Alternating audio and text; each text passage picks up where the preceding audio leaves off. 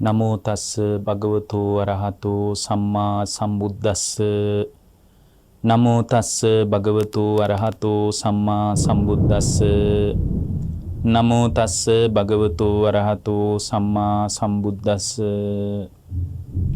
ඒ අපගේ ශාස්ත්‍ර වූ සම්මා සම්බුදුරජාණන් වහන්සේට අප හැම දිනාගේම নমස්කාරය වේවා. සුපින්වත්නි, ඔබ හැම දිනම අදත් ඊටාම ශ්‍රද්ධාවෙන් ධර්ම ශ්‍රවණය කරන්නටයි බණ අහන්නටයි බලාපොරොත්තු වෙන්නේ.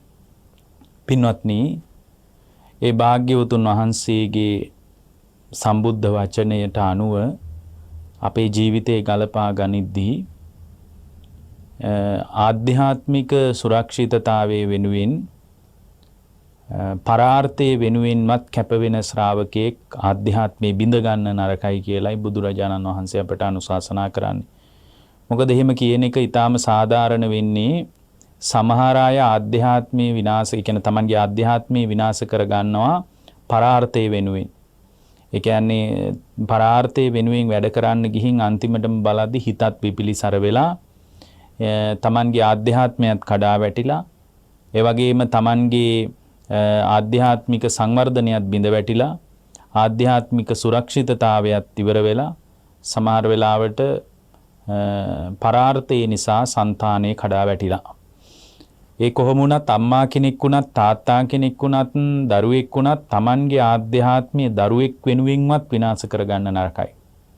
Tamanගේ ආධ්‍යාත්මීය අම්මා තාත්තා වෙනුවෙන්වත් විනාශ කරගන්න නරකයි. හැබැයි ස්වල්ප ගුණධර්ම වලින් තමයි මේ වැඩේ පටන් ගන්න ඕන. ඒ කියන්නේ පළවෙනියෙන් අම්මට වඳින ශ්‍රාවකයෙක් වීම, තාත්තට වඳින ශ්‍රාවකයෙක් වීම මුලින් වැදගත්. දැන් කෙනෙක් කියන්න පුළුවන් නිවන් මඟ වෙනුවට මේ අම්මට තාත්තට වඳින එක ගැන අද මොකද කතා කරන්න කියලා. මොකද මේ අත්තු විශේෂයෙන් සිහි කරලා තිනවා මේ මව්පිය උපස්ථානයේ සම්බන්ධ යම් කාරණා ටිකකුත් කියන්න කියලා. නමුත් අපි ඒ කතාව සම්බන්ධව ඊටාම සරල කරුණු කීපයක් කියලා මේ අපේ ජීවිතයට වැදගත් වෙන ඔවුන්ගේ කැමැත්තට අනුව අපේ මේ ධර්ම කාරණා ගණනාවක් මේ මොහොතේ අපි සිහි කරනවා. පින්වත්නි, බුදුරජාණන් වහන්සේගේ බුද්ධ වචනය තුල සම්මාදිට්ඨිය හදාගන්න ශ්‍රාවකයෙක්, කියන්නේ මිත්‍යා දෘෂ්ටියෙන් අයින් වෙලා සම්මාදිට්ඨිය තුල Tamanගේ ජීවිතේ දායාද කරගන්න මිනිස්සෙක්, සම්මාදිට්ඨිය තුලින් නැගී ඉන්න කල්පනා කරන ශ්‍රාවකයෙක් හැම වෙලාවකම කල්පනා කරන්න ඕන අර දසවස්තුක මිත්‍යා දෘෂ්ටියෙන් අයින් වෙලා දසවස්තුක සම්මාදිට්ඨිය තුල පිහිටන්න. එතනදී අර නත්ති මාතා නත්ති පිතා කියන එක හරි වැදගත්. අම්මව පිළිගන්නේ නැහැ කියන එක, තාත්තව පිළිගන්නේ නැහැ කියන එක මිත්‍යා දෘෂ්ටිය.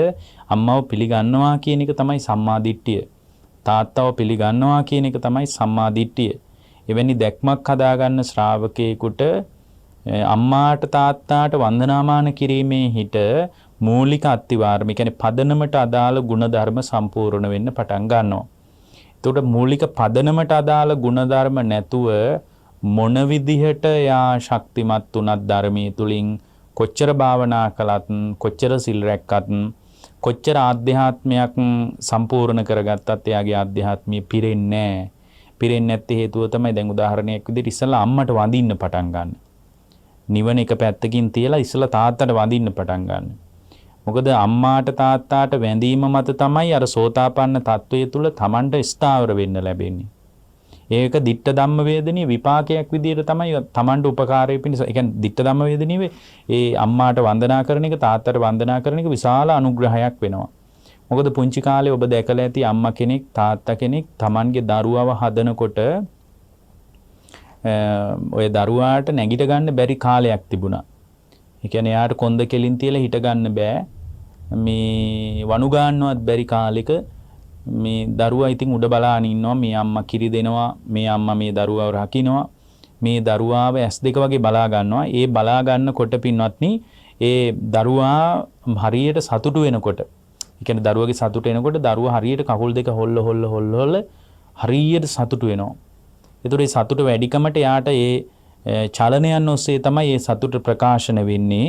එයා කෙලින්ම අත් දෙක කකුල් දෙක හයියෙන් හොල්ලනවා. එතකොට පින්වත්නි, ওই කකුල් දෙක අල්ලලා ඉඹනේ අම්මව හදන්නේ. දරුවෙක් හදන්නේ ওই කකුල් දෙක ඉඹ. කී වතාවක් ඔබගේ කකුල් දෙක ඔබේ අම්මා ඉඹලා ඇද්ද? එතකොට එවැනි අම්මා කෙනෙක් වෙනුවෙන් අපිට හැබැයි ඔබේ කකුල් දෙක අම්මා කී වතාවක් පුංචි කාලේ ඉඹලා තියෙනවා ඇද්ද? නමුත් ඔබ මේ වෙනකොට ඔබේ අම්මගේ කකුල් දෙක කී වතාවක් ඉඹලවත් වැඳලා තියෙනවද? මොකද ඒ වගේ අර සුවල්ප ಗುಣධර්ම නැතුව සෝවාන් වෙන්න කලබල වෙන්න එපා. සකු르දාගාමි වෙන්න යා කලබල වෙන්න ඕනේ නැහැ. අනාගාමි වෙන්න කලබල වෙන්න ඕනේ නැහැ. ඉස්සෙල්ලාම අර අත්තිවාරමේ තියෙන ස්වල්ප ಗುಣධර්ම ටික හදාගන්න. ඒ නිසා තමයි බුදුරජාණන් වහන්සේ පැවිදි වෙන්න පවා කෙනෙකුට උන්වහන්සේ විමසන්නේ මේ අම්මගෙන් තාත්තගෙන් අවසර අරන් එන්න කියනවා. එතකොට සමහර අය පැවිදි වෙන්න ඇවිල්ලා අම්මා තාත්තගෙන් අවසර අරගෙන එන්න ආයෙ ගෙදර ගිහින් තියනවා මහන් නොවි. එතකොට අම්මගෙන් තාත්තගෙන් කැමැත්ත නැතුව පැවිද්දට ආවොත් පැවිද්ද වුණත් yaadෙන්නේ නැහැ පින්වත්නි. අපි හිතන්නේ මේ අම්මාට තාත්තට අවසරය ගැනීමේ ආරම්භය අර බුදුරජාණන් වහන්සේට සුද්ධෝදන රජුරෝ කියපු කතාවෙන් කියලානේ. නමුත් අම්මට තාත්තට වඳින්න නැතුව පැවිද්දවත් yaadෙන්නේ නැහැ. ඒක ditta ධම්ම වේදනී විපාකයක් විදිහට Tamanට උපකාර කරනවා ධර්ම මාර්ගයේ පුහුණු කරන්න. හැබැයි එතනින් සම්මාදිට්ඨිය දියුණු කරගෙන ඉදිරියට යන ශ්‍රාවකයෙක් අම්මා තාත්තා පවා අනිත්‍ය වශයෙන් දකින්න දක්ෂ වෙන්න ඕනේ. ඒක තවත් ඉහළ ප්‍රශස්ත අවධියක්. ඒ නිසා මම අද ඔබට මේ කාරණාත් එක්ක මේ ඇත්තොන්ගේ සිහි කිරීමට අදාළවම මේ කර්මය ගැන කාරණා කීපයක් මතක් කරන්න කල්පනා කළා. දැන් අපි හැම වෙලාවකම මතක් කරනවානේ සත්වයා දායාද කරගෙන ඉන්නේ කර්මී කියලා. උත්පත්ති ස්ථානයේ කරගෙන ඉන්නේ කර්මය. කම්ම බන්දු ඥාතිවරයක් කරගෙන ඉන්නේ කර්මය. කම්ම පටිසරණෝ පිලිසරණ කරගෙන ඉන්නේ කර්මය. කම්ම දායාදෝ දායාදේ කර්මය. කම්ම යෝනි උත්පත්ති ස්ථානියත් කර්මය. කල්යාණං වා පාපකං ආව තස්ස දායාදෝ. ඒක හොඳ විදියට හෝ නරක විදියට Taman ගොඩනගාගත්ත දායාදේම තමයි ඔබට උදව් කරන්නේ. හැබැයි මේ කර්මයේ පිළිබඳ විපාක දෙන කාල වශයෙන් හරි කෘත්‍ය වශයෙන් හරි මොන විදියට කල්පනා කළත් මේක කල්පනා කරලා ඉවර කරන්න බෑ පින්වත්නි. මේක කොච්චර කල්පනා කරලා ඉවර කරත් මේ කතාව ඉවර කරගන්න බෑ. හේතුව තමයි මේක අචින්ත්‍ය වූ විශේෂ පරාසයක්. ඒ කියන්නේ අචින්ත්‍ය විශේෂ පරාසයක් කියන්නේ සාමාන්‍ය කෙනෙකුට මේ කතාව ග්‍රහණය කරලා කල්පනා කරලා මම මේ කතාව කල්පනා කරලා ඉවර කරනවා කියලා කවුරු හරි මිනිහෙක් හිතනවා නම් ඒක ඉවර කරගන්න බෑ පින්වත්නි. හේතුව තමයි ඒ කතාව ඉවර වෙන්න කලින් එයා මැරෙනවා. එක්කෝ ඒ කතාව ඉවර කරගන්නවා කියලා හිතුවොත් එක්කෝ මානසික රෝගියෙක් වෙනවා. අර අචින්ත්‍ය සූත්‍රයේ තියෙනවා ලෝක විෂය, එර්ධි විෂය, කර්ම විෂය, බුද්ධ විෂය කියන විෂයන් හතර කවුරු හරි කෙනෙක් කල්පනා කරලා මේ ගැන අදහසක් අරගෙන හමාර කරනවා කියලා හිතනවා නම් ඒ හමාර කරනවා කියලා හිතන ශ්‍රාවකයා එක්ක මානසික රෝගියෙක් වෙනවා කියනවා. එක්ක යාට ඒක කල්පනා කරලා ඉවර කරගන්න බෑ කියනවා. හේතුව තමයි ඒවා අචින්තියයි. ඒවා බුදුවරුන්ට විතරයි විශේෂ වෙන්නේ. නමුත් කෙනෙක් හිතන්න පුළුවන් හොඳයි බුදුවරුන්ට විතරක් විශේෂ වෙනවා නම් මේ කර්ම විෂයයි, එර්ධි විෂයයි, ලෝක විෂයයි, බුද්ධ විෂයයි කියන විෂයන් හතර ඇයි අද අපි කතා කරන්නේ මේ ප්‍රඥා නාලිකාවෙන්? දැන් මේ අතරිනුත් අපි මේ කර්ම විෂයට අදාළ ධර්ම කාරණා ටිකක් නේ මේ මොහොතේ ඉගෙන ගන්නෙ. ඒතර ඇයි එහෙනම් මේ කර්ම විෂය ගැන මේ මොහොතේ සාකච්ඡාවට ලක් කරන්නේ? ඇයි මේ ගැන අපි දැන් අද කතා කරන්න අවශ්‍ය වෙන්නේ කියලා කෙනෙක් හිතන්න පුළුවන්. පින්වත්නි මේ වෙලාවේ අපි මේ කතාව කරන්නේ මේ ගැන හැම බුද්ධ ශ්‍රාවකයෙක්ම යම් අදහසක් හදා ගන්න ඕන. හැම බුද්ධ ශ්‍රාවකයෙකුටම මේ පිළිබඳ යම් අදහසක් තියෙන්න ඕනේ. ඒ නිසා අපි හැම කෙනෙක්ම මේ විශේෂ පරාසයන් පිළිබඳ ස්වල්ප වූ දැනුමක් හරි හදා ගන්න ඕන බුද්ධ ශ්‍රාවකයෙක් විදියට. එතකොට මේ කර්ම විෂයත් අචින්ත්‍යයි. ඒක බුදුරුන්ට විතරයි විශේෂ වෙන්නේ. සාමාන්‍ය කෙනෙකුට ඒක හිතලා කල්පනා කරලා විමසලා අහවර කරන්න පුළුවන් විශේෂ පරාසයක් නෙමෙයි. එහෙමනම් එවැනි විශේෂ පරාසයක් පිළිබඳ අපට හරියටම අදහසක් ගන්න බෑ. හරියටම නිර්ණායකයක් ඉදිරිපත් කරන්න බෑ. නමුත් මේ ගැන අපි හැමෝටම අදහසක් තියෙන්න ඕන. ඔකට හරි ලස්සන කතාවක් තියෙනවා මිලින්ද ප්‍රශ්නේ. දැන් මිලින්ද රජුරෝ නාගසේන හාමුදුරුවන්ගෙන් ඇවිල්ලා අහනවා නාගසේනයන් වහන්සේ මේ කර්මය විපාක දෙන තැන කියන්න පුළුවන්ද කියලා අහනවා. එතකොට නාගසේන හාමුදුරුවන්ගේ උත්තරේ තමයි මහරජ කර්මය විපාක දෙන තැන කියන්න බෑ කියනවා. කර්මී විපාක දෙන තැනක් ගැන කියන්න බෑ කියනවා. ඒක උදාහරණයකින් කියන්න කියනවා. මහරජා ඒක හරියට මේ වගේ තියෙනවා. ඒ කියන්නේ ලොකු මහා රූස්ස ඵල හැදෙන ගහක් තියෙනවලු. ඒක මා විශාල ගහක්, ගෙඩි හැදෙන ගහක්. විශාල වශයෙන් ගෙඩි හැදෙන ගහක කොතනද ගෙඩි එන්නේ කියලා ඊට කලින් කියන්න බෑ කියනවා. කොතනද ඵල දරන්නේ කියලා ඊට කලින් කියන්න බෑ කියනවා. අන්න ඒ වගේ මහරජ මේ කර්මයේ විපාක දෙනවා කියලා කියන්න පුළුවන්. විපාක දෙනවා ස්ථිරයි කියලා අපිට ඒ කතාව කියන්න පුළුවන්. හැබැයි කොතනද විපාක දෙන්නේ, කොහොමද විපාක දෙන්නේ, මොන විදිහටද විපාක දෙන්නේ කියලා කියන්න බෑ කියනවා. හේතුව මොකද්ද? ඒක බුදුවරුන්ට විතරයි විශේෂ වෙන්නේ. මේ ගැන අපි ගැඹුරු අදහසක් හදාගන්න කිතාම වැදගත්. දැන් කර්මයේ විපාක දෙන විදිහ ගත්තොත් මේ අපිට විපාක දෙන විදිහේ ක්‍රම හතරක් අපිට ඊටාම ප්‍රසිද්ධයි. ඒවා බොහොම ජනප්‍රිය කාරණා. ඒ කියන්නේ කර්මයේ ditta ධම්ම වේදනීය වශයෙන් විපාක දෙනවා. ඒ කියන්නේ මේ භවයේදීම විපාක දෙනවා. සමහර කර්ම තියෙනවා මේ භවයේදීම විපාක දෙනවා. ඒක කුසල් පක්ෂේ වෙන්නත් පුළුවන්, අකුසල් පක්ෂේ වෙන්නත් පුළුවන්. මේ භවයේදීම යාට විපාක දෙන්න පටන් ගන්නවා. ඊට පස්සේ මේ උපපජ්ජ වේදනීය වශයෙන් විපාක දෙනවා. දැන් උපපජ්ජ වේදනීය කම්ම කියලා කියන්නේ දෙවෙනි භවයේ ඉඳලා ස්ථිරව විපාක දෙනවා. ඒ කියන්නේ දෙවෙනි භවයේදී අනිවාර්යෙන් මේක විපාක දෙනවා. ඒ කියන්නේ ආනන්තරීය පාප කර්මයක් කළොත් එහෙම එයාට ස්ථිරව දෙවෙනි භවයේ එයාට කොච්චර ධර්මයේ ඇහුවත් ධර්මයේ කතා කළත් එයාට මේ පිළිසරණක් නැහැ. දැන් ඒකට හොඳම උදාහරණය තමයි අර අජාසත් රජුරු එක වෙලාවක බුදුරජාණන් වහන්සේ සමග ඊටාම ප්‍රියමනාප කතාවක යෙදෙනවා.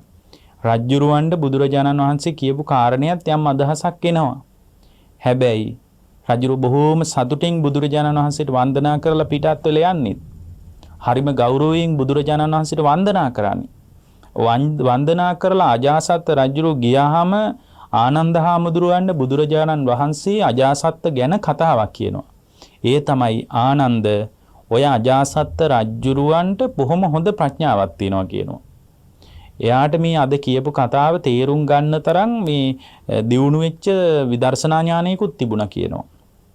හැබැයි ආනන්ද පීතෘ ඝාතනයට ඍජුව සම්බන්ධ වීම නිසා ඔය රජා අද ඒ අවබෝධය යට කරගත්තා කියනවා.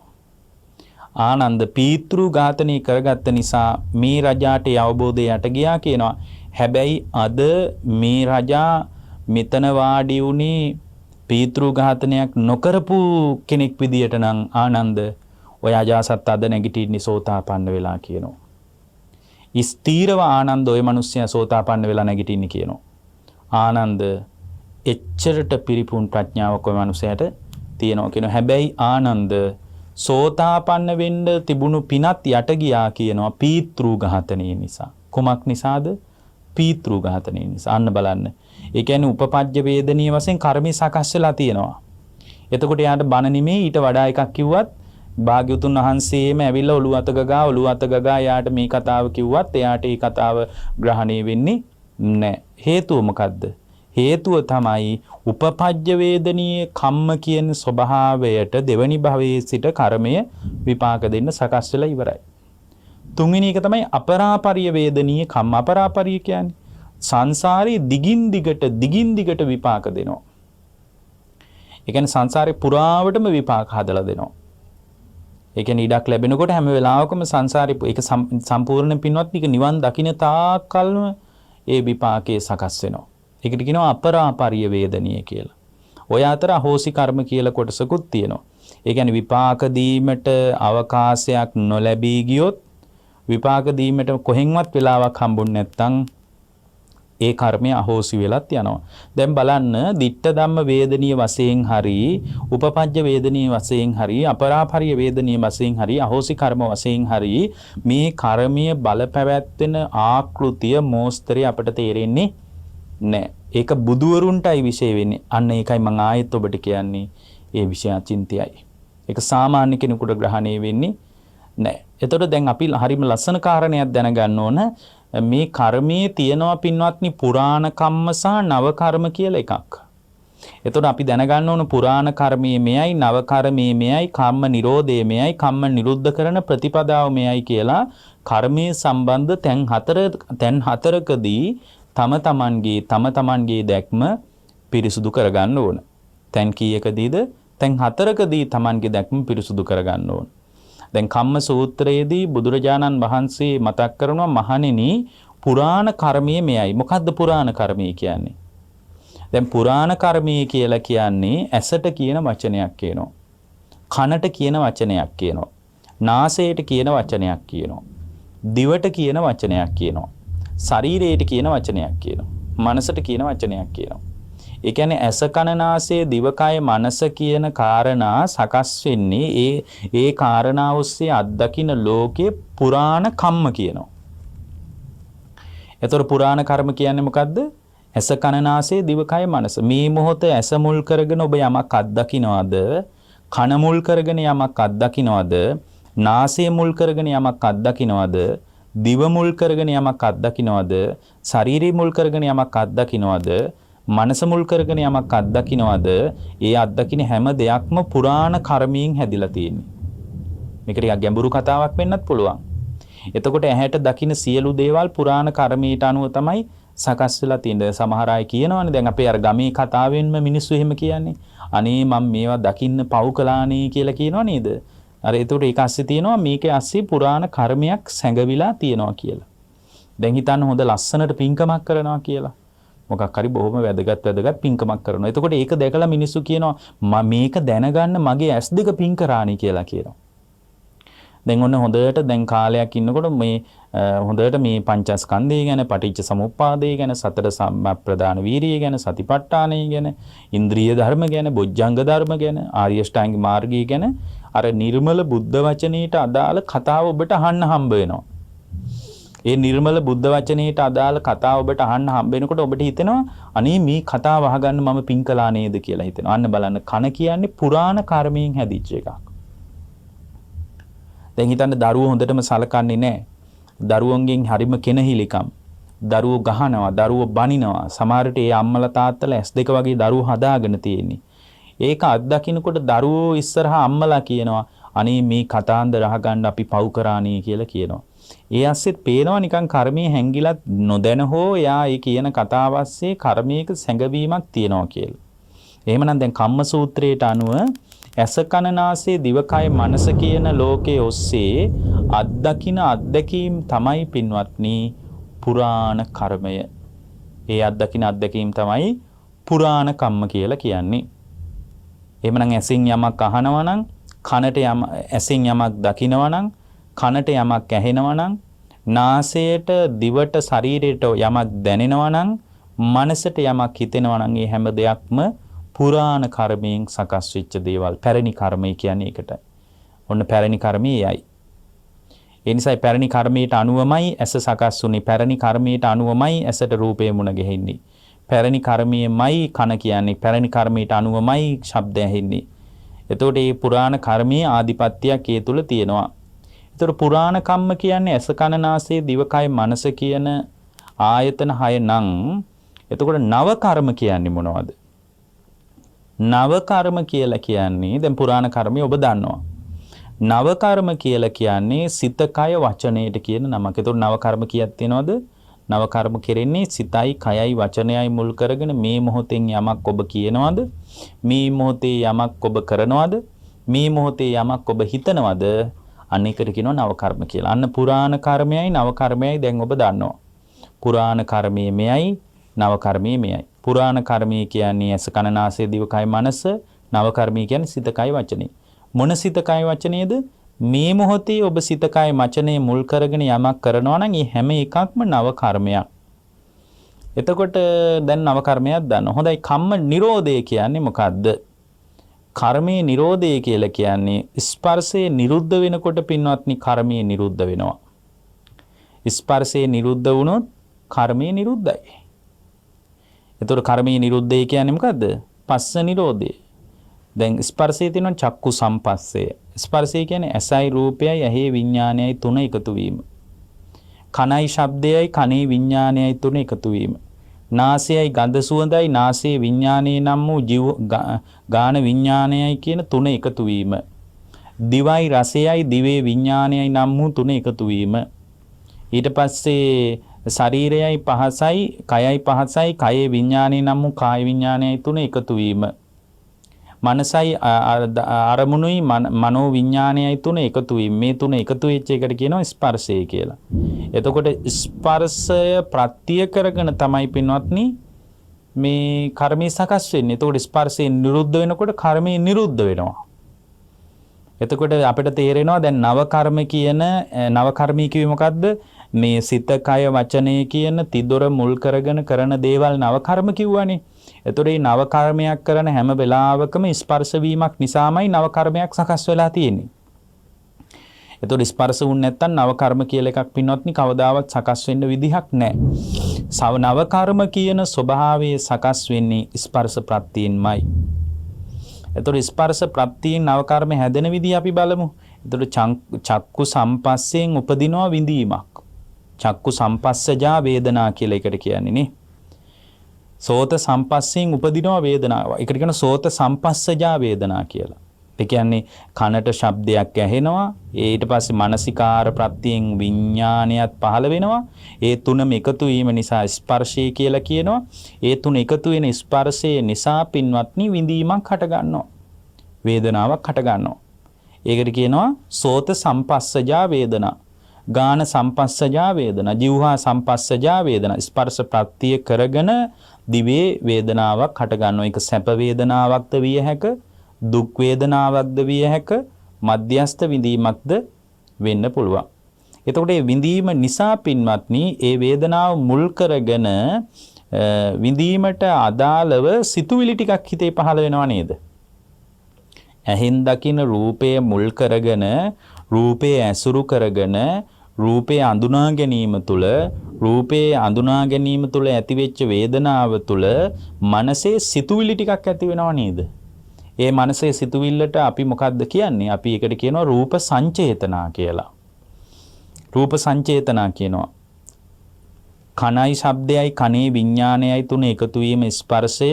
ස්පර්ශ ප්‍රත්‍යයෙන් විඳීමක් හට ගන්නවා. විඳීම ප්‍රත්‍ය කරගෙන සෝත කන මුල් කරගෙන ඇති වෙනවා පින්වත්නි ශබ්ද සංචේතන. ශබ්දේ නිසා සිතුවිලි ටිකක් ඇති වෙනවා.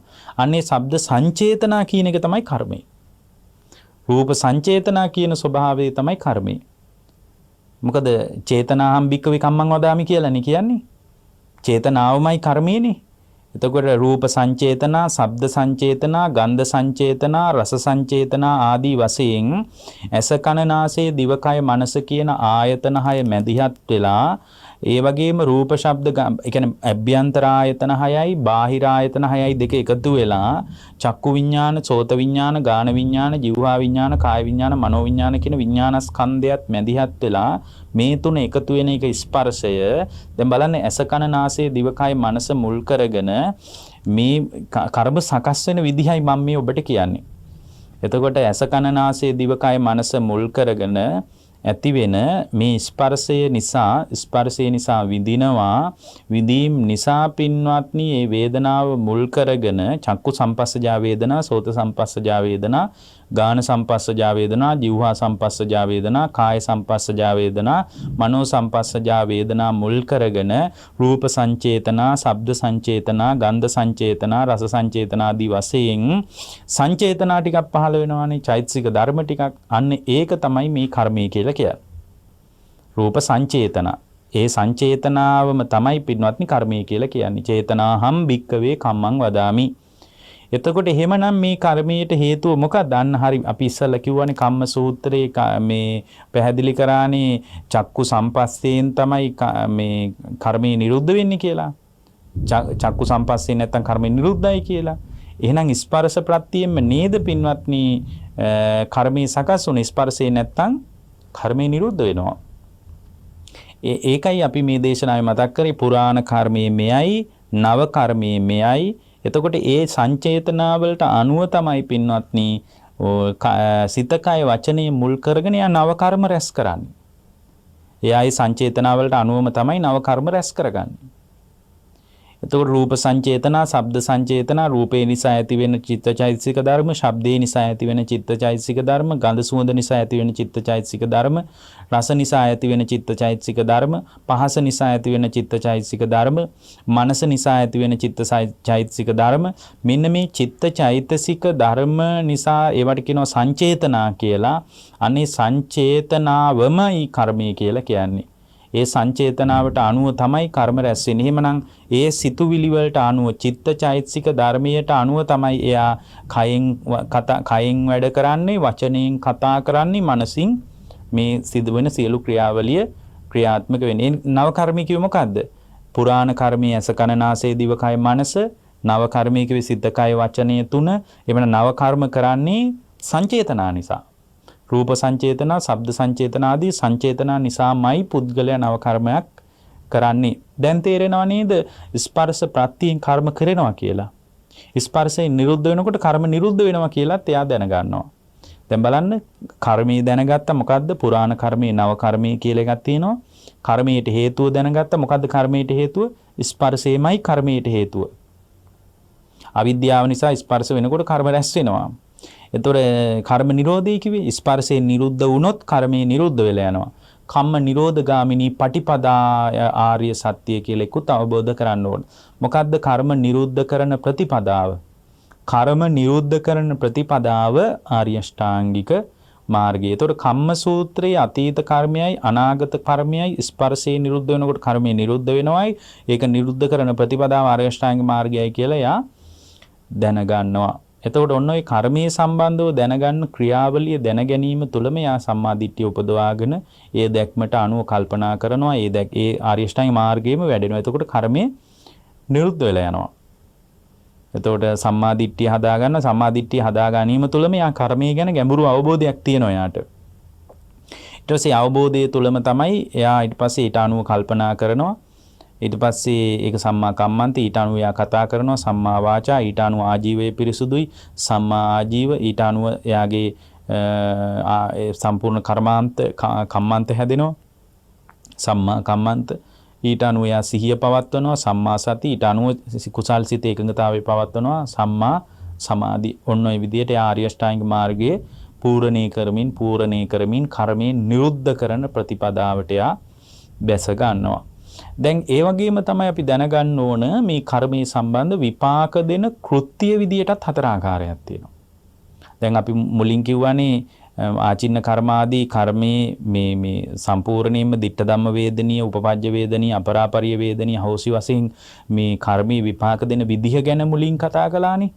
එතකොට අපි දැන් ඊළඟට දැනගන්න ඕන දෙයක් තමයි කර්මයේ ඇත්තට මේ කර්මය ගැන අපි කොච්චර කතා කළත් මේක අපිට සම්පූර්ණයෙන් විශේෂ වෙන්නේ නැහැ. මේ කියන්නේ මේ කර්මය ගැන බුද්ධ ශ්‍රාවකයෙක් අවබෝධයක් හදා ගන්න ඕන, සම්පූර්ණයෙන් සසර දුක හමාර කර ගන්නවා නම්. එතකොට එයා දැනගන්න ඕන විපාක කෘත්‍ය අනුවත් කර්මය හතර ආකාරයි. මොනව අනුවද? විපාක කෘත්‍ය අනුව.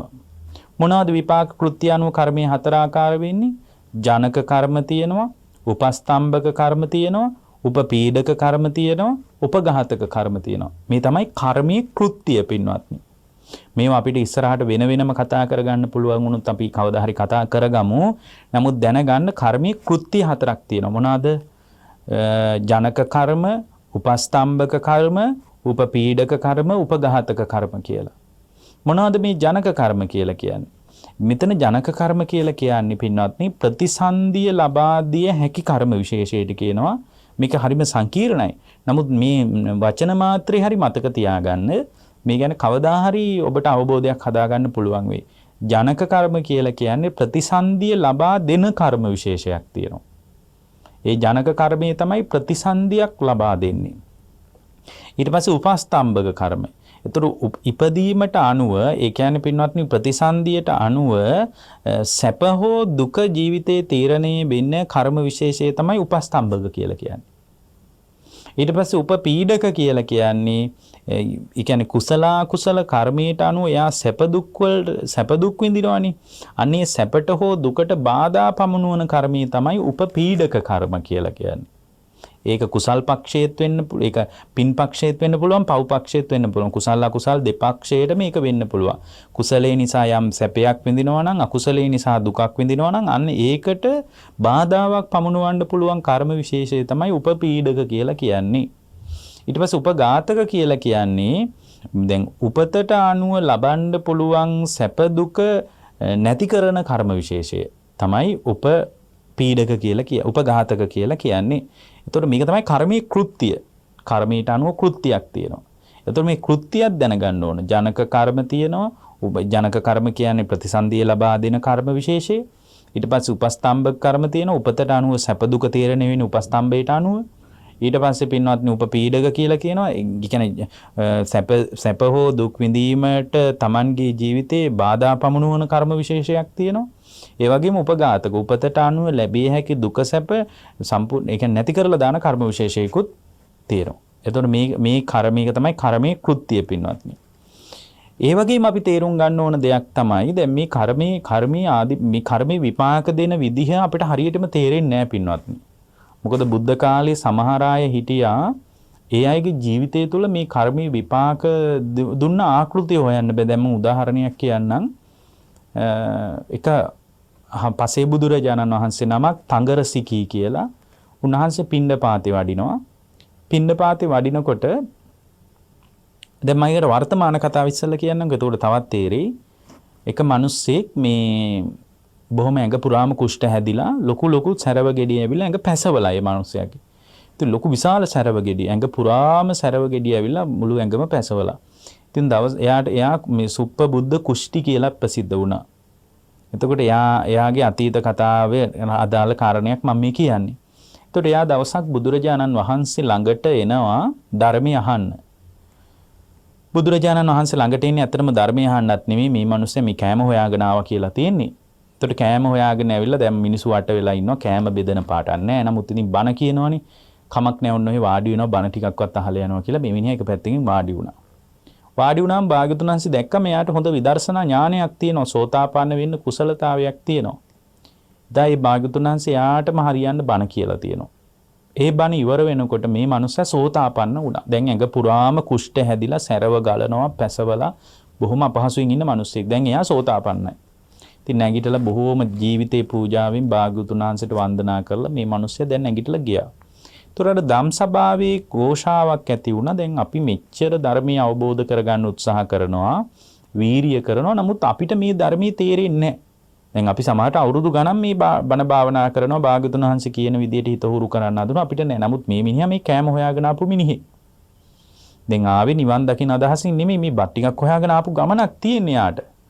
නමුත් ඇවිල්ලා වාඩි වුණා කෑම බෙදනවා ඇති කියලා හිතාගෙන දැන් මෙයා සෝතාපන්න වුණා. ඉතින් මේක හරි පුදුමයිනි කියලා එක භික්ෂුවක් නැගිටලා සිවුර ඒකාංශ කරලා බුදුරජාණන් වහන්සේට වැඳලා කියනවා ස්වාමීනි හරි පුදුමයි මේ කුෂ්ඨ රෝගියා මේ හරි අමුතුයි. මොකද හේතුව තමයි යා බොහොම ප්‍රඥාවන්ත මිනිසෙක්. එහෙම නැත්නම් මේක දේශනාවකින් මේ වැඩේ කරගන්න විදියක් නැහැ. ඔබ වහන්සේ ළඟට ඇවිල්ලා අපි කොච්චර ධර්මය අහනවද? නමුත් අපි හැමෝටම එකම වගේ ප්‍රඥාවක් නැහැ. අපිට මේ ධර්මය අවබෝධ කර ගැනීම ඉතාම දුෂ්කරයි.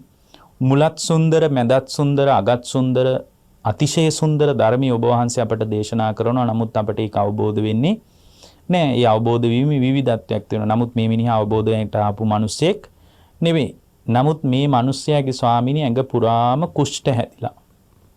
ඇඟ පුරාම කුෂ්ඨ හැදිලා. මේකට හේතුව මොකක්ද කියලා අහද්දී භාග්‍යවතුන් වහන්සේ අතීත කතාවක් කියනවා. උන්වහන්සේ මතක් කරන අතීතයේ මේ මිනිස්සයා මේ තංගරසිකී කියලා පසේ බුදුරජාණන් වහන්සේ නමක් වැඩ ඉන්න කාලේ උපන්නලු.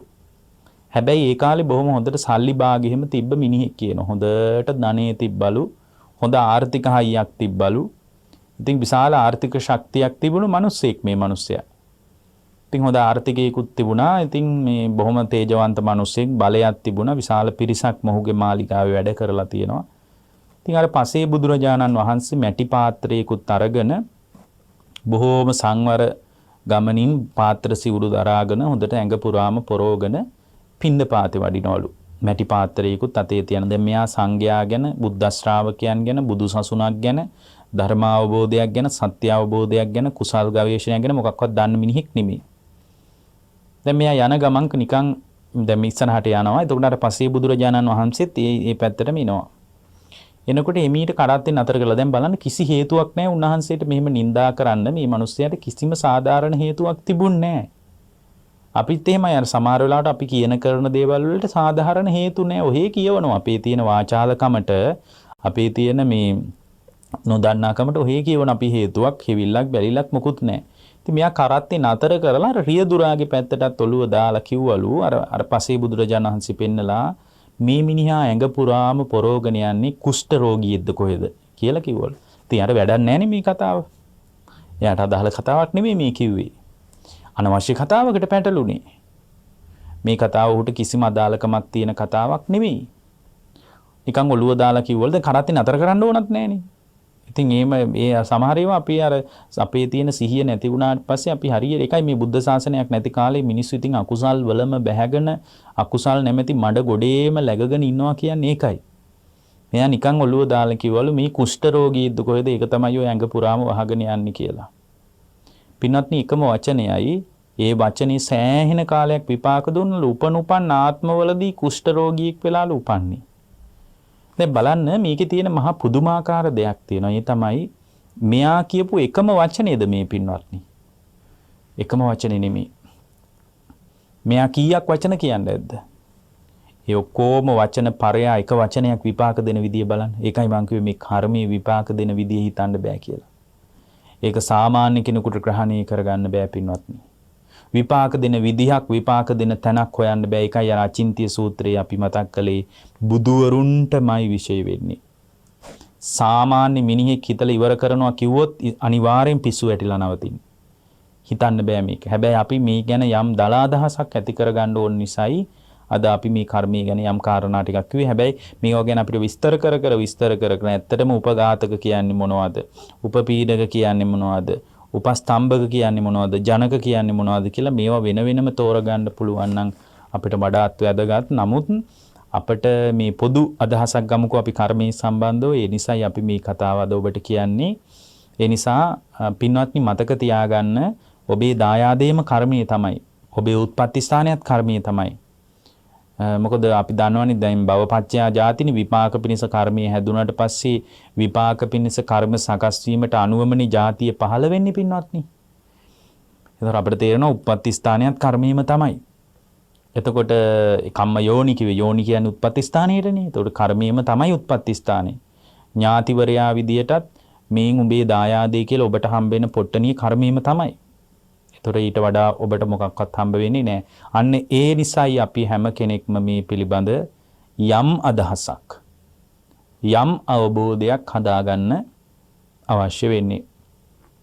දැන් පින්වත්නි මේ කර්මය කියන ස්වභාවය ගැන යම් අදහසක් ගන්නවා නම් දැන් අපි අර ඉස්සෙල්ලා කියපු කතාවම බලන්න. දැන් එයා කොච්චර හොඳ වචනත් කියන්නේ නැද්ද? කොච්චර උදව් කරන්නේ නැද්ද? හැබැයි ඒ ඔක්කොම පරයා එක වචනයක් විපාක දිදී පස්සෙන් එන විදිහ බලන්න. ඒක හරි පුදුමයි පින්වත්නි. දැන් මේ කර්ම බලපෑම තිබුණත් පින්වත්නි නව කර්ම වලින් ඒ කියන්නේ කර්මී බලපෑමක් තියෙනවා පුරාණ කර්මේ. නව කර්ම වලින් පරිසර සාධක මගින් මේ කර්ම ශක්තිය පාදා ගන්න වෙනස් කරගන්න පුළුවන් හැකි අවස්ථාවක් තියෙනවා. ඒක කියන්නේ නව කර්ම පුරාණ කර්මයේ සකස් වෙලා තියෙනවා. නමුත් නව කර්ම වලින් පරිසර සාධක වලින් මේ කර්මයේ යම් තාක් දුරට ශක්තිය මේ කර්ම ශක්තිය පාදා ගන්න, කර්ම ශක්තිය වෙනස් කරගන්න, ඒ කියන්නේ කුසල ශක්තියක් පාදා ගන්න, වෙනස් කරගන්න පුළුවන් අවස්ථාත් 4ක් තියෙනවා. මොනවාද ඒවා? ඒවට කියනවා ගති. ඒවා විපත්ති විදියටත් තියෙනවා, සම්පatti විදියටත් තියෙනවා. ගති සම්පatti, උපදි සම්පatti, කාල සම්පatti, ප්‍රයෝග සම්පatti කියලා. ඒතර මෙන්න මේ 4ත් වැදගත්. දැන් ගති සම්පatti මේකේ විපත්ති තියෙනවා. ගති විපත්ති, උපදි විපත්ති, කාල විපත්ති, ප්‍රයෝග විපත්ති කියලා. කුසල් පක්ෂයේ සම්පatti, අකුසල් පක්ෂයේ විපත්ති. මේක ඒක තම තමන් ගලපලා තේරුම් ගන්න. දැන් ගති සම්පත්තිය කියන්නේ මොකද්ද?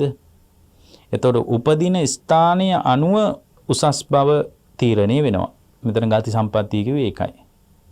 උපදින ස්ථානයේ අනුව උසස් බව තීරණය වෙනවා. ඊට පස්සේ කියන උපදි සම්පatti. මොකක්ද උපදි සම්පatti කියලා කියන්නේ? උදාහරණයක් විදිහට රූප ස්වභාවය අනුව පින්වත්නි මේ එයාගේ කර්ම ශක්තිය යම් තාක් දුරට වෙනස් කරන්න පුළුවන්. ඒ රූප සම්පත්තිය වගේ දේවල් අනුව. කාල සම්පatti කියන්නේ උපදින කාලය අනුවත් පින්වත්නි අර තිබුණු කර්මයේ බලවත් වීම හෝ දුර්වල වීම තීරණය වෙන්නේ යම් තාක් බලපෑමක් යම් තාක් මැදිහත් වීමක් වෙන්න පුළුවන්. ඒකට කියන්නේ කාල සම්පatti කියලා. දැන් උදාහරණයක් විදියට දැන් කාල විපත්තිය පැත්තට අපි කතා කරමු. දැන් හොඳට දන් දීලා බොහෝම සැප විපාක ලබන්න ආයු වර්ණ සැප බල පඤ්ඤා කියන ඒවා ලබන්න එයාට බොහෝම හොඳට කුසලතාවයකුත් තියෙනවා. ඒ කියන්නේ හොඳට පිනකුත් වැඩිලා තියෙනවා. ඒ කියන්නේ පුණ්‍ය ශක්තියකුත් කර්ම ශක්තියකුත් එයාට තියෙනවා. දැන් මෙතන කාල විපත්ති ගැන අපි කතා කරන්නේ. එතකොට ඔන්න දුර්භීක්ෂ කාලයක් එනවා. ඒ දුර්භීක්ෂ කාලය නිසා අර මේ ලැබෙන්න තිබ්බ කර්ම ශක්තිය නිසා මුණ ගැහෙන්න තිබ්බ සම්පත්තිය දුර්වල වෙලා යනවා. ඒකට කියන්නේ කාල විපත්ති කියලා. දැන් තේරෙනව නේද ඔබට මං කියපු එක? ගති සම්පatti, උපදි සම්පatti, කාල සම්පatti.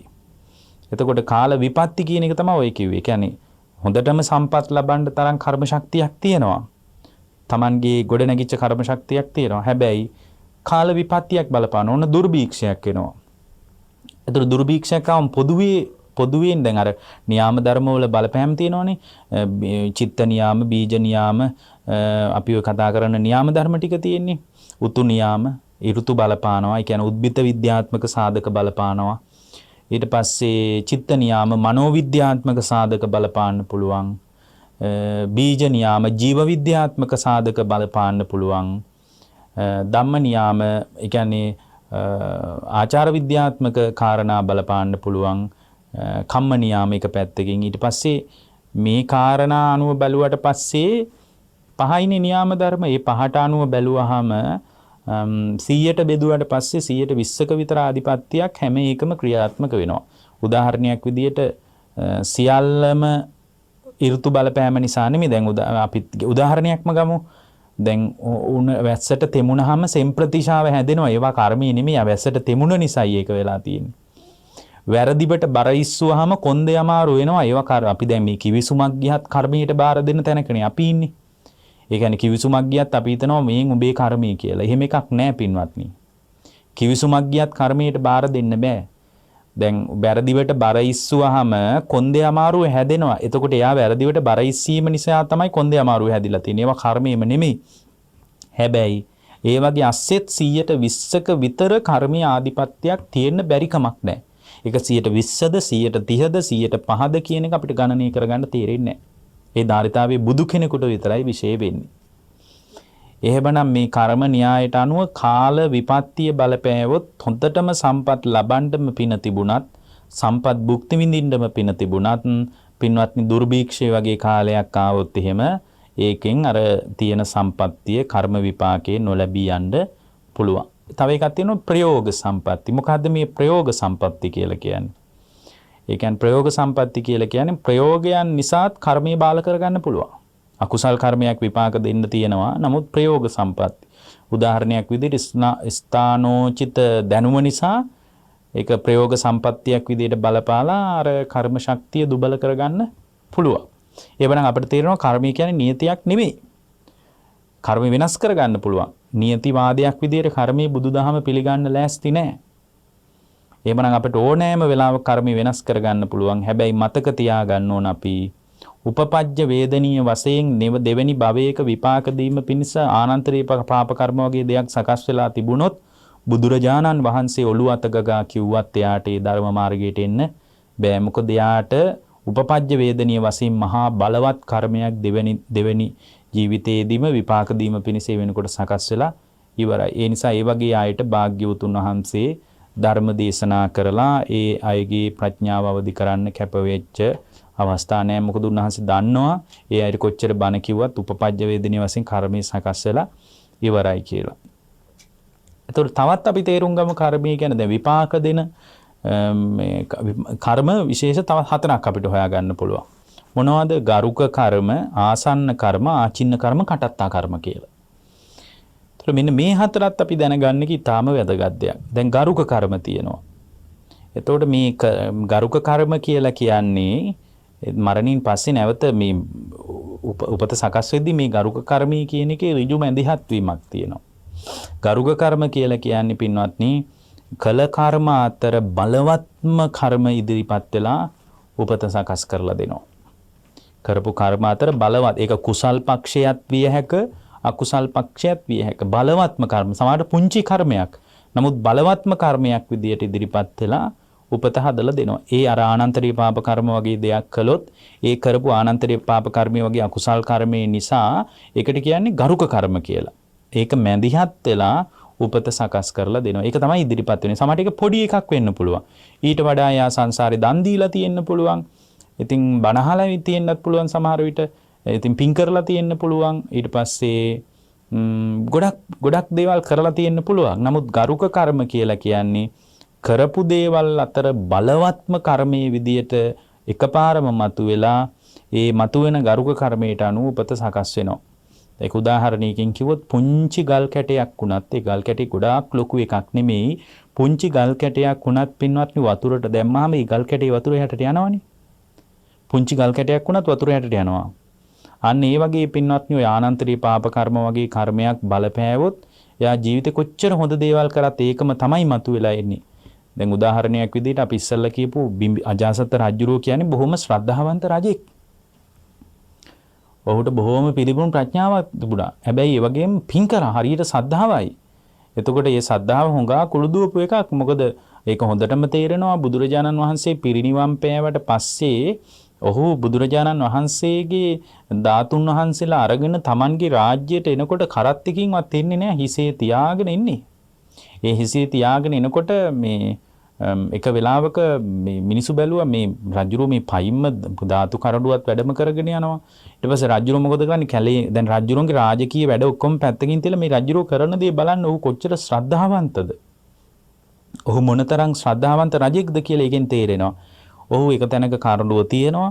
ඊට පස්සේ වටේටම මිනිස්සුන්ට කියනවලු මේ කැලෑවෙම තියෙන මල් උඹල ඔක්කොම එකතු කරන්න ඕන කියලා. ඒතකොට මිනිස්සු කරන්නේ මල් එකතු කරන එක. දැන් මල් එකතු කරගෙන ඇවිල්ලා අර මේ ධාතු කරඬුවට පූජා කරනවා. ඊට පස්සේ ඔන්න ආයෙත් යනවා පෙරහැරෙන් කරන. දැන් කරඬුව අරගෙන හිසේ තියාගෙන කරත් ඒකවත් යන්නේ නැහැ. මොකද රජුරෝ නස්ව කරත්තු එහෙම නැතුවද? ඇත්තාශ්‍රිය පාබල කියන බොහොම බලවත් සේනා ටිකක් තිබුණානේ අජාසත් රජුරවන්ට. ඉතින් ওই විදිහට ගිහින් තියෙනකොට මිනිස්සු බැලුවලු මේක මහා පුදුම කරදරයක්. මේ රජුරෝ එක තැනක කරඬුව තියෙනවා. මේ කැලෑවෙම මල් එකතු කරනවා. මේක මහා හරි කරදර වැඩක්.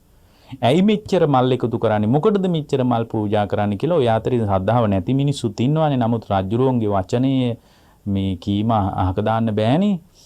ඉතින් මේ කතාව රහතන් වහන්සේලා දැනගෙන ගිහින් සක්දෙවිඳුන්ට ওই කතාව කිව්වලු. එහෙම තියෙනවා එක තැනක. සක්දෙවිඳුන්ට කිව්වලු පින්වත් දේවේන්ද්‍රය මිනිස්සු මෙන්න මෙහෙම කල්පනාවක් හදාගෙන ඉන්නවා මේ භාග්‍යතුන් වහන්සේ ගැන වැරදි අදහසක් ඇති කරගත්තොත් ධාතුන් වහන්සේලා ගැන පැහැදුනොත් එහෙම ඒක බලපාලා මේ අයට මේ සාංශාරික වශයෙන් හිරිහැරයක් කනතුරක් වෙන්න පුළුවන්. ඉතින් ඒගොල්ලෝ සමහර දුගතියට වැටෙන්නත් පුළුවන්. ඒ නිසා මේ මොකක් හරි මේකට කරන්න කිව්වලු. ඒතකොට කිව්වලු සක්‍ර දේවේන්ද්‍රය කෝලු අනේ ස්වාමීනි මම මොනවා කරන්නද? ස්වාමීනි මේ මනුස්ස ලෝකයේ තුල අජාසත් රජුගේ තරම් සද්ධාාවක් තියෙන මිනිහෙක් මට පේන්නේ නැහැ කිව්වලු. හරි අමුතු කතාවක්. මනුස්ස ලෝකයේ තුල අජාසත් රජුරුවන්ගේ වගේ සද්ධාාවක් තියෙන මිනිහෙක් ස්වාමීනි මට පේන්නේ නැහැ කිව්වලු. ඒ එච්චර සද්ධාාවක් තවත් කාටවත් නැහැ කිව්වලු. හැබැයි එච්චර සද්ධාාවක් තිබ්බට ඒක හොඳ ගුණ ධර්මයක් නේ. කුසල් පක්ෂේ නියෝජනය කරන බලවත් ප්‍රසාදයක් නේ භාග්‍යතුන් වහන්සේ ගැන අජාසත්තට තිබුණේ. නමුත් ඔහු නිරේට ගියා. හේතුව මොකක්ද? ගරුක කර්මයක් විදියට කළ කර්ම අතර බලවත් කර්මයක් ඉදිරිපත් වුණා. ඒ බලවත් කර්මය හරියට ඒක නිතර බහුලව කරපු දෙයක් නෙමෙයි. හරියට පුංචි ගල් කැටයක් වතුරට දැම්මහම මේ ගල් කැටේ කුඩා වුණත් වතුර යටට බහිනවා වගේ ගරුක කර්මයක් ඉදිරිපත් වුණා. ඊළඟ එක තමයි පින්වත්නි මේ ආසන්න කර්ම කියලා කියන්නේ. මොනවද ආසන්න කර්ම කියලා කියන්නේ? එතකොට සුදුසු ගරුක කර්මයක් නැති වුණාට පස්සේ ආසන්නතම කර්මයේ ඇවිල්ලා විපාක දෙනවා. එතකොට සුදුසු ගරුක කර්මයක් නැති වුණාට පස්සේ තමයි ඒක වෙන්නේ. එතකොට මරණාසන්න මොහොතේ සිහි වෙච්ච කර්මයක් බොහෝ වෙලාවට ඒ විදිහට ආසන්න කර්මයක් විදිහට බලපන. හැබැයි ආසන්න කර්මයේ මුල් කරගෙන ඇතිවෙන චිත්ත වීති කතාන්දරේ ඊට වඩා ගැඹුරුයි. නමුත් අපි ඒ වගේ ගැඹුරු කතාවක් මේ දේශනාවෙන් කර්මයේ ගැන පොදු අදහසක් ගන්න නිසා අපි එහෙම කතා කරන්න බලාපොරොත්තු වෙන්නේ නැහැ. ආසන්න කර්මය කියන්නේ සුදුසු ගරුක කර්මයක් නැති වුණාට පස්සේ මරණාසන්න මොහොතේ විපාක දීම පිණිස ඉදිරිපත් වෙනවා. එතකොට ඒකත් කුඩා කර්මයක් වෙන්න පුළුවන්. කුඩා කර්මයක් වුණත් විපාක දෙනවා පින්වත්නි. ඊළඟ එක තමයි ඒක හරියට මේ භාග්‍යවතුන් වහන්සේ දේශනා කරන්නේ ඒක මේ වගේ පින්වත්නි. දැන් හිතන්න ගල් ලෙනක් අස්සේ හිර වෙච්ච සත්තු ටිකක් ඉන්නවා කියලා. එතකොට ඒ ගල් ලෙන අස්සේ විශාල සත්තු පිරිසක් ඉන්නවා හිර වෙලා. ඒක හරි තෙරපිලා චිටි ගාලා හිර වෙලා තමයි ඉන්නේ දැන්. ඒ හිර වෙලා ඉන්න තැන එකපාරම දොර ඇරියොත් පින්වත්නි දුර්වලම සතෙක් අපි ගවයෙක් කියලා හිතමු. දුර්වලම ගවයෙක් දුබලම සතෙක් හිටියත් පින්වත්නි පළවෙනියෙන් පිට වෙන්නේ දොර ආසන්නයේ හිටපු සතා. සමහරට ඒක දුර්වල සතෙක් වෙන්නත් පුළුවන්. දොර ආසන්නයේම ඉන්න සතා තමයි ඉක්මනට එළියට පැනගන්නේ. ඒ වගේ පින්වත්නි මරණාසන්න මොහොතේ සිහි කළ සිදු කළ කුඩා කර්මයක් වුණත් විපාක දීලා ඒ ආසන්න කර්මයේ විදියට යාට ඒක බලපාන්න පුළුවන්. ඊට පස්සේ ඊළඟ එක තමයි ආචින්න කර්ම කියලා කියන්නේ. මොනවද මේ ආචින්න කර්ම කියලා කියන්නේ? මේක හරි වැදගත් එකක්. බොහෝ කාලයක් ජීවිතේ පුහුණු කරපු කුසල් පක්ෂයට අයිති දෙයක් හෝ අකුසල් පක්ෂයට අයිති දෙයක් එකපාරම මතුවෙලා විපාකය හදලා දෙනවා. අනේ ආචින්න කර්ම කියන ස්වභාවයේදී තමයි අපට වැදගත් වෙන්නේ. අපිට ඊටාම ප්‍රයෝජනවත් වෙන්නේ ඔය නිතර බුදුන් අඳිනේව පවා අපිට උදව්වක් වෙනවා. නිතර අපි ඔය මලුවක් කැමදින්න පුරුදු වෙලා හිටියත් බුදුන් අඳින්න පුරුදු වෙලා හිටියත් පැන් වීදුරුවක් පූජා කරන්න හිටියත් අපි ඒවා ඉච්චර හොඳ නැහැ. ඕවයින් කොහොමද නිවන් දකින්නේ කියලා කිව්වට මේ ජීවිතේම ධර්මය අවබෝධ කරගන්න පුළුවන් වුණොත් අපිට කිසි අවුලක් වෙන්නේ කුත් නැහැ. මේ ජීවිතේම සෝතාපන්න වෙන්නවත් පුළුවන් වුණොත් ඒ ප්‍රශ්නයක් වෙන එකක් නැහැ. හැබැයි පින්වත්නි මේ ජීවිතේ අපිට ධර්මයේ පිළිසරණ ස්ථාවර කරගන්න බැරි වුණොත් අන්න ඒ වෙලාවට පින්වත්නි ආචින්න කර්ම කිව්වේ බොහෝ කාලයක් පුහුණු කරපු දෙයක්. බොහෝ කාලයක් නිතර බහුල වශයෙන් පුහුණු කරපු දෙයක් පින්වත්නි එකපාරම මතුවෙලා විපාකයක් හදලා දෙනවා. එතකොට දැන් ඔය සමහර අය ඉන්නෝ ඔබ දැකලා ඇති ඔය සත්තු ඝාතනය කරන අය එහෙම ඒගොල්ලෝ මිය යන්නේ ඒ විදිහට සමහර දැන් ඔය සත්තු ඝාතනය කරන මම මේ බුද්ධ කාලේ නෙමෙයි මෑත කාලීන අත්දැකීම් වලින් ගත්තත් ඔය ගව ඝාතනාගාරවල වැඩ කරන මිනිස්සෙක් මන් දන්න කෙනෙක් හිටියා. ඔහු බොහෝ කාලයක් සත්තු මරපු එක කලේ මරණාසන්න මොහොතේ හරියට හරකෙක් වගේ කෑ ගහලා තමයි මිනිස්සු ඇස් දෙක පියාගත්තේ. එතකොට යාර ගරුක කර්මයේ විදියට බලපෑවේ අර බොහෝ කාලයක් කරපු දෙයමයි කියලා අපිට යම් අදහසක් ගන්න පුළුවන්. බුද්ධ කාලෙත් එහෙමයි සමහර ඌරෝ මරපු අය හිටියා. ඌරෝ වගේ කෑ ගගහ තමයි ඒගොල්ලෝ ඇස් දෙක පියාගත්තේ. අනිවාර්ය කියන්නේ ආචින්න කර්ම බොහෝ කාලයක් පුහුණු කරපු දේ තමයි එකපාර මතුවෙලා විපාකයේ සකස් කරලා දෙන්නේ. ඔය අතර තියෙනවා පින්වත්නි කටත්තා කර්ම, ගරුක කර්ම, ආසන්න කර්ම, ආචින්න කර්ම, කටත්තා කර්ම. කටත්තා කියලා කියන්නේ මොකද්ද පින්වත්නි? කටත්තා කියලා කියන්නේ දැන් භාග්‍යවතුන් වහන්සේ මතක් කරනවා මේ ඉඳ හිට හරි කරපු දේ. ඒ කියන්නේ එතන වෙන්නේ ආචින්න කර්මයකුත් එතන මතුවෙන්නේ නැහැ. ඒතකොට ඉඳලා හිටලා හරි කරපු දෙයක් එකපාර මතුවෙලා විපාකයක් හදලා දෙනවා. ඒ නිසා පින්වත්නි මේ කර්ම විපාක දෙන විදිහ අපිට තේරෙන්නේ. හැබැයි අපි ගත කරන හැම ජීවිතයක් අස්සෙම මතක තියාගන්න කර්මයේ සෙවණැලි තියනවා කියලා. මේ කර්මී ස්වල්ප සෙවණැලි අපි විඳින හැම අත්දැකීමක් තුළම තියෙනවා. ඒතකොට මේ කර්මී ආධිපත්‍යයේ කර්මී ක්‍රියාත්මක වීම පිළිබඳ අපට අදහසක් හදාගත්තම අපට හරි පහසු වෙන්නේ මොකද්ද? අපට පහසු වෙන්නේ වෙන මොකුත් නෙමෙයි. අපට පහසු වෙන්නේ පින්වත්නි අපේ ජීවිතය බොහෝම ශක්තිමත් හිතක් තියාගෙන ඉදිරියට යන්න පුළුවන්. එහෙම නැති වුණොත් මේ ඇලීම් ගැටීම් ඔස්සේ සමහර වෙලාවට ඔබ අහන දේවල්, ඔබට දැනෙන දේවල්, ඔබට හිතෙන දේවල් නිසා සමහර කෙනෙක් හිතන්න පුළුවන් ඇයි මේ විදියට මට කරන්නේ මම මොනවා කළාටද කියලා නිකන් ගැටීමක් හදාගන්න පුළුවන්. නමුත් එයා දැනගත්තොත් මේ ඇස කන නාසය දිවකය මනස හරහා අත්විඳින පුරාණ කර්මී සෙවණැල්ලයි කියලා දැනගත්තොත් එයාට මේ කවුරු හරි බැන්නත් කැළඹෙන්නේ නැතුව ඉන්න පුළුවන්. ගහලා ගියත් කැළඹෙන්නේ නැතුව ඉන්න පුළුවන්. එතකොට මේ ස්වභාවයේ තේරුම් ගත්තට පස්සේ දැන් අපිට හොඳටම තේරෙනවා සාරිපුත්ත හාමුදුරුව වගේ කෙනෙකුට උන්වහන්සේට පිට පුරා එක මිනිහෙක් පහරක් ගහනවා. ඒ කොන්දට හයියෙන් ගැහුවට පස්සේ උන්වහන්සේ හැරිලවත් බලන්නේ නැහැ.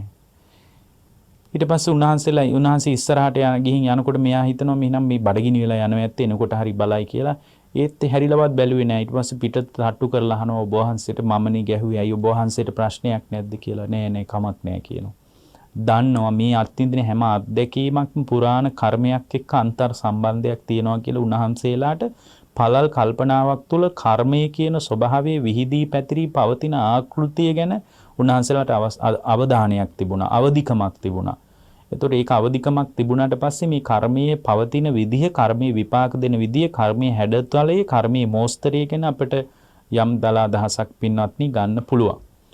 හැම වෙලාවකම එහෙම කල්පනා කරන්න ඕන. මේ සියල්ලම කර්මී කියලා මොහොම ලපටි තැනකින් අල්ලන්නේ නැතුව මේ හැම වෙලාවකම කර්මී ක්‍රියාත්මක වෙන ක්‍රියාවලිය පිළිබඳ යම් අදහසක් ඇති කර ගැනීමයි වැදගත් වෙන්නේ. දැන් මම ඔබට පුංචි උදාහරණයකුත් කියන්න.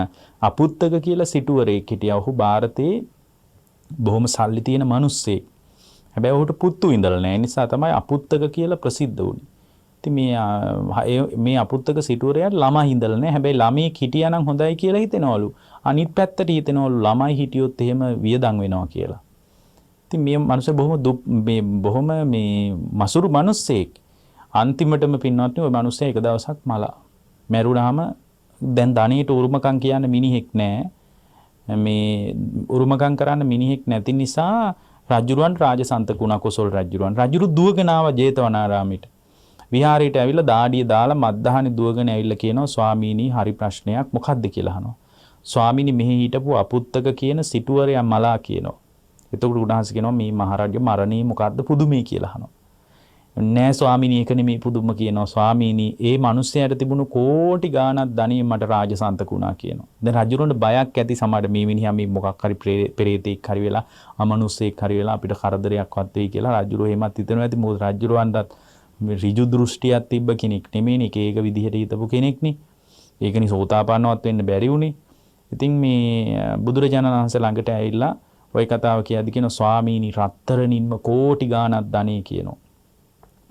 ස්වාමීනි රත්තරනින් කෝටි ගාණක් නම් අවශේෂ ධනෙ ගැන මොන කතාන්දරද කියලා කියනවා. ස්වාමීනි ඒකත් නෙමෙයි පුදුම කියනවා.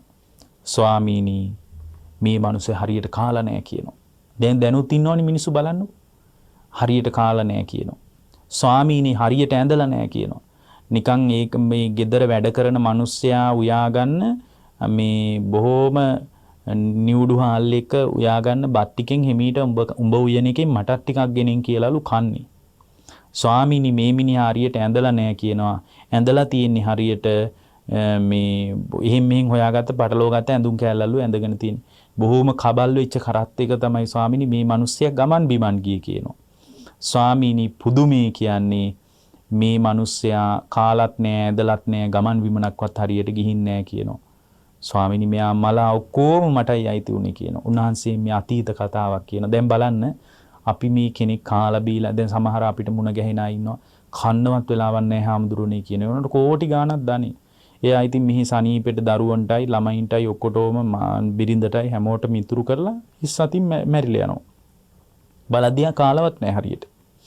සමහරට එයා වෛද්‍යවරයෙක් වෙන්න පුළුවන්. සමහරට ඉංජිනේරුවෙක් වෙන්න පුළුවන්. සමහර විට බොහොම විදායක ශ්‍රේණියේ රැකියා කරන මිනිස්සෙක් වෙන්න පුළුවන්. නමුත් මේ කර්මී ආධිපත්‍ය අපිට හිතා ගන්න බෑ. නමුත් ඒ වගේ අස්සෙත් කර්මී සෙවණැලි තියෙනවා කියන එක මතක තියාගන්න. අන්තිමටම පින්වත්නි මේ මිනිස්සයා ටික කාලයක් ගියා. දැන් මේ මිනිස්සයා මිය ගියා. ඉතින් මේ මිය ගිය කතාව බුදුරජාණන් වහන්සේට කියනකොට අතීත සිද්ධිය කියනවා. අතීතේ බොහොම ධනවත් මිනිහෙක් වෙලා හිටියා කියනවා. ඒ මිනිස්සර කොච්චර ධනෙ තිබ්බද කියනවනම් ඒ ධනය මේ ඒ කාලෙත් ඒ වගේ කියනවා විශාල ධනයක් කියනවා. හැබැයි මසුරුයි කියනවා. දවසක් මේ මිනිස්සයා ගමනක් යනකොට උදේන්ම පසේ බුදුරජාණන් වහන්සේ නමක් මුණ ගැහුණලු. දැන් අද පසේ බුදුරුන්ගේ කතා ටිකක් වැඩි වගේ.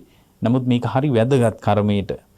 පසේ බුදුරජාණන් වහන්සේ නමක් මුණ ගැහුණලු. ඒ පසේ බුදුරජාණන් වහන්සේ මුණ ගැහුණාම උදෙන්ම මූණටම හම්බුණා. දැන් සමහරට මූණටම හම්බුණාම හිතෙන්න ඇති උදෙන්ම හාඳුරු කෙනෙක් දැක්කොත් නිකන් කැඳක් නෑ වගේ කියලා හිතෙන්න ඇති. මොකද අදත් සමහර අය එහෙම හිතනවනේ. ඉතින් මෙයා එහෙම හිතලා කිව්වලු මේ උදෙන්ම හම්බුණා මූණටම හම්බුණා මේ හිස් මැටි පාත්‍රයකුත් අතේ තියාන. හාඳුරනේ කොහෙද යන්නේ කියලා ඇහුවලු. ඊට පස්සේ කොල්ල මේ පින්ඳ පාත යනවා. එහෙනම් දානි හම්බ වුණාද කියලා ඇහුවලු. නෑ තවම හම්බ වුන්නේ නෑ. කෝ බලන්න කියලා මේ සිවුර අයින් කරලා පාත්‍රයට බිල බැලුවලු මේ මිනිස්සයා.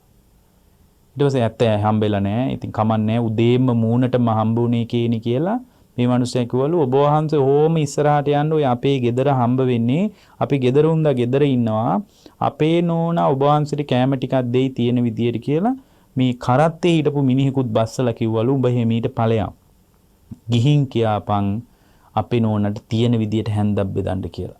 ඊට වඩා නම් බෙදන්න එපා කියනවා. මොකද ආයෙ ඉන්න පුළුවන් හැන්දක් බෙදලා යවන්න කියනවා. ඉතින් මේ කරත්තෙන් බහැපු මිනිස්සයන්ත් එක්ක මේ පස්සේ බුදුරජාණන් වහන්සේ යනවා. මාලිගාවට ගියා. මේ මාලිගාව සිටුවරයාගේ බිරිඳට කිව්වා මේ වැඩකාරයා කතාව. කිව්වා මේ සිටුවරිය මේ සිටු දියණියට හරි සද්ධාාවක් ඇති වුණා.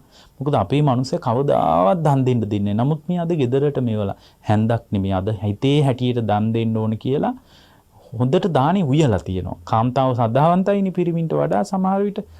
ඒතකොට හොඳට දානි හදලා පාත්‍රයේ පුරවල දානි බෙදුවලු ඉදා. පාත්‍රයේ පුරවල දානි බෙදලා අනේ ස්වාමිනී එහෙනම් මට අනුකම්පාවෙන් වැඩම කර කොච්චර පිනක්ද කියලා උන්වහන්සේට ආදර ගෞරවයෙන් වන්දනා කළාම උන්වහන්සේ ගාථාවකුත් අනුමෝදනා කරලා දැන් ඉතින් වඩිනවා පාත්‍රෙත් අරගෙන. දැන් පැයක් දෙකක් යන්න ඇතින උයන්නත් බැලුවා මේ හාමුදුරුවෝ මෙච්චර වෙලා ගියයි. දැන් එයා එනවා මූණට හම්බ වෙනවා. දැන් ගියා වගේම දැන් එයා පැය දෙකක් විතර යනකොට ගමන ගිහින් එනවා ඇතිනේ. හම්බුනේ ඇයි මෙච්චර වෙලා ගියේ? කරත්තේ නතර කරලා ඇහුවලු ඔබ වහන්සේ මොකෝ මෙච්චර වෙලා ගියේ? ඊට පස්සේ ගෝලු මං ඊට පස්සේ අහලා තිනවා කොහෙද ආයි පින්ඩ පාත ගියේ? කොහෙවත් ගියේ නෑ කිව්වලු. මෙච්චර වෙලා ගියේ අපේ ගෙදරමද හිටියේ ඔව් කිව්වලු. අපේ ගෙදරින් දානේ හම්බුණාද? ඔව් හම්බ වුණා. කෝ බලන්න කියලා ආයෙත් පාත්‍රයට බිල බැලුවලු. බලද්දී ඉතින් මේ මිනිස්සයාගේ ඇඟේ දාඩිය දැම්මලු. අනේ මං තියෙන විදියට යවන්න කිව්වේ. නමුත් මේ අද මොකද්ද මේ වෙලා තියෙන්නේ? තියෙන විදියට දෙන්න කිව්වට මේ මුනිවරයන් වහන්සේට හිතුවට වඩා වැඩි ප්‍රමාණයක් දීලා තියෙනවා කියලා ගෙදරට ගිහින් කිව්වලු. අදින් පස්සේ පැවිද්දොන්ඩ දානි නෑ අපේ ගෙදරින්. බිරිඳට කිව්වලු අදින් පස්සේ දානි නෑ.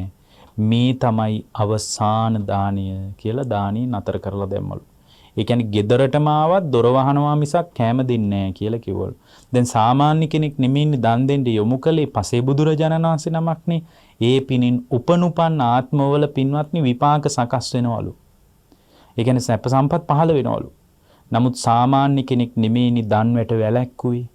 ඒ අකුසලයෙන් පින්වත්නි ලැබෙන සම්පත් භුක්ති විඳ ගන්න පින නැහැ කියනවා. සම්පත් ලැබෙනවා භුක්ති විඳ ගන්න පින නැහැ. ඒතර ඒ වගේ ඇස්සේ පවා විවිධාකාර කර්මීය සෙවණැලි තියනවා කියන එක කියන්නයි මම ඔබට කිව්වේ.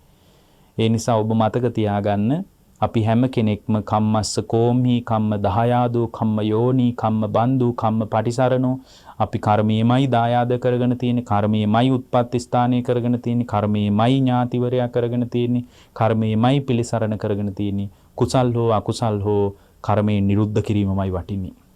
ඒක කුසල් වෙන්නත් පුළුවන් අකුසල් වෙන්නත් පුළුවන්. පින හෝ පව හෝ මේ කියන්නේ මේක නිරුද්ධ කරනකොට පිනත් නිරුද්ධ කරන්න ඕනේ. ඇයි පින නිසාත් සුගතිය යනවනේ. සුගතිය යෑමක් නෙමෙයි අපි කතා කරන්නේ. කර්ම නිරුද්ධ කරන ප්‍රතිපදාව ආර්ය ශ්‍රාංගික මාර්ගයේ. ආර්ය ශ්‍රාංගික මාර්ගයේ තුලම දායාද වීම පිණිස මේ දේශනා උපකාර